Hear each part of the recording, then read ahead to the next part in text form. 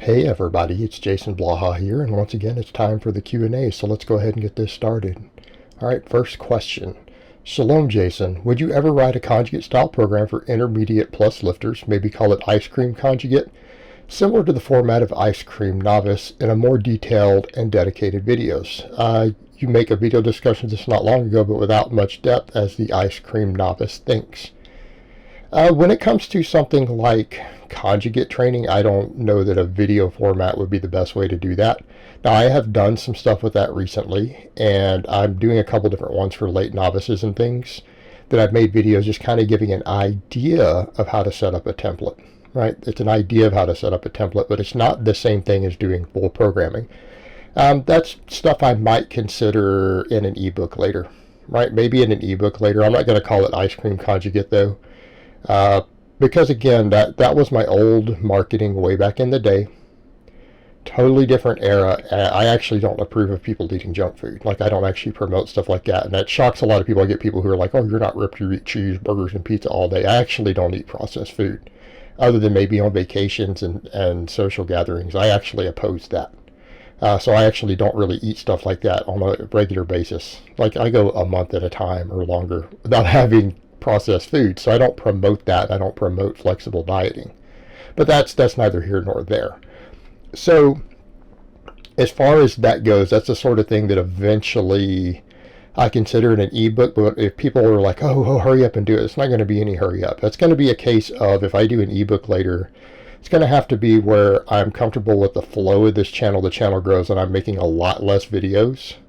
Like, if I'm cutting down to only making 10 videos a week or less, and I have a lot of clients kind of in flow, and I'm not taking on new clients, right? Because the first 6 weeks with new clients can be a lot of work.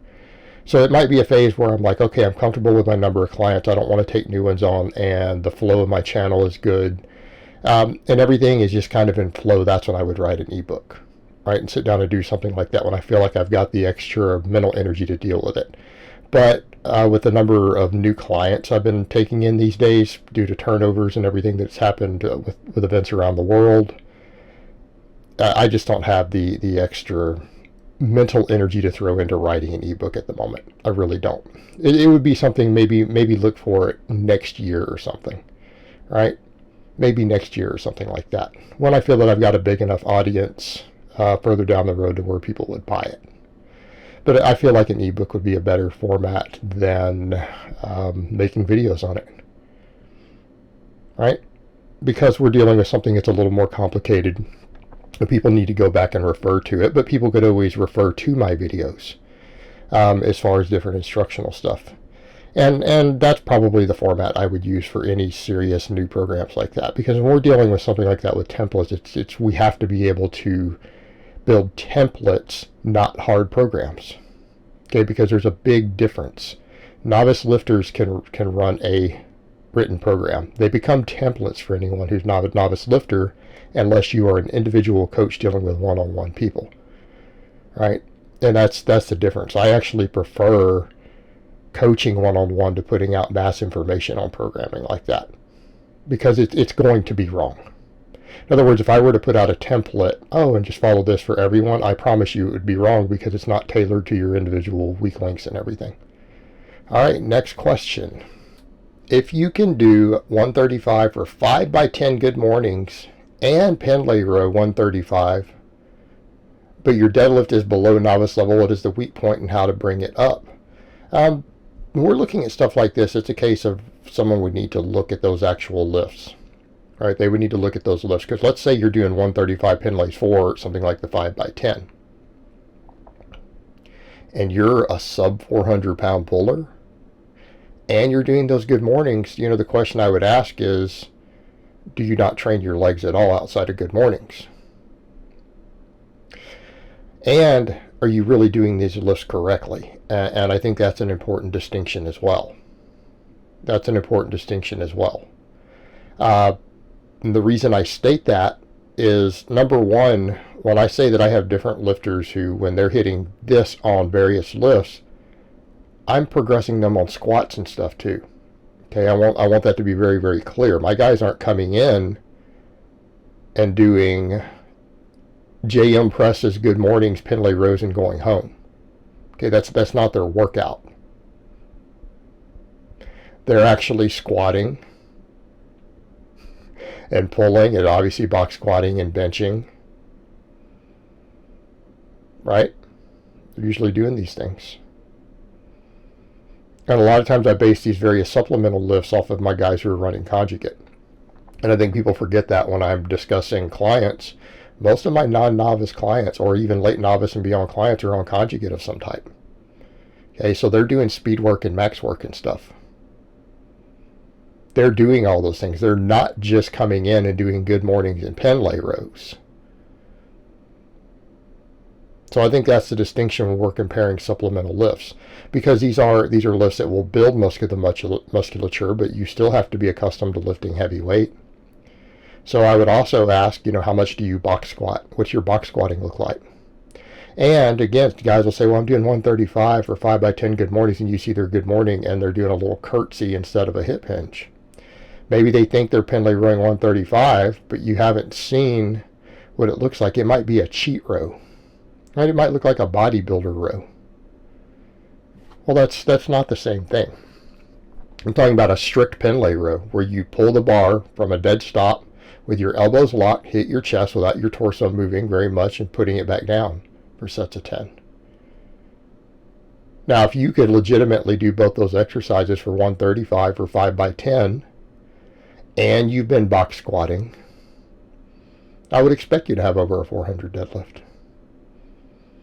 Okay, I have guys with over 400 deadlifts who don't do either one of those, by the way. They're not strong enough to do them correctly.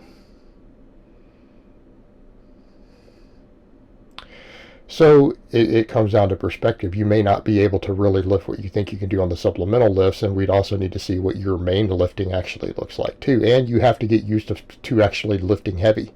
Someone who's only doing the supplemental lifts and they're doing no heavy box squatting or anything else with it, maybe they're not even used to lifting heavy. And if you were to take 6 weeks just teaching them how to deadlift heavy, they all of a sudden might put 100 pounds on their deadlift because they haven't learned how to lift heavy yet. They haven't learned how to max out. All right, next question. What would be the optimum frequency for reverse hypers be? I've heard some Westside guys say as often as every day. Yeah, I do them sometimes almost every day. Working them in every day is not really doable for me because of my benching days. And I've got to do other stuff. So I don't always have time to go in and just mess with the reverse hyper on the benching days. But the other 5 days, yeah, I do them. But I think the difference that you're looking at when the Westside guys are talking, and even when I'm talking, there's a difference between training the reverse hyper as a strength exercise and using it as a therapeutic tool. Okay, or as they would call it, using it as a supplemental lift or a special exercise. Sorry, use the Westside terminology, versus a restoration exercise. Whereas for a lot of us, we would think as, well, an accessory movement versus active recovery.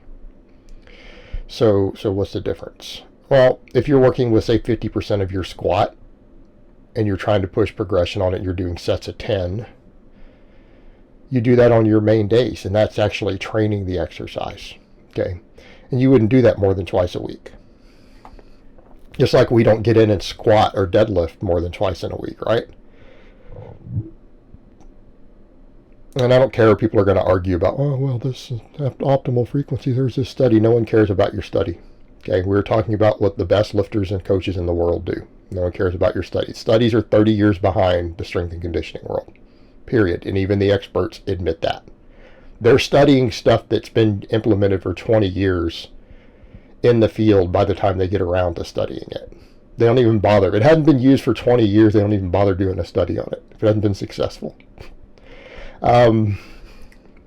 So let's come over and look at that. You're looking at 2 days a week. And then on off days, like for me, which is my 3 restoration days, we'll use the Westside terminology, you might work with 25% for very high reps, 20, 25, 30 reps with something like 25% of your squat. And you're doing that just to get blood flow, active recovery, restoration, whatever term you wish to utilize. That's what you're doing. And you get more of a therapeutic benefit from that, right? You get a therapeutic benefit. And it's not to say there won't be some hypertrophy, because we know close to limit sets at 20 to 30 reps with lightweight cause hypertrophy, but mainly we are just building work capacity, blood flow, stretching the disc back apart with the traction aspect of it. All right, so it's the difference between what exactly are you using it for. That can be done every day. Actually training it, when we're talking again weights 50% of your squat or more, that would be done on primary lower body days, max effort and dynamic effort days. Alright guys, but that's really all I have to say on that today. I hope it's been informative, and I will talk to you guys next time in part 2.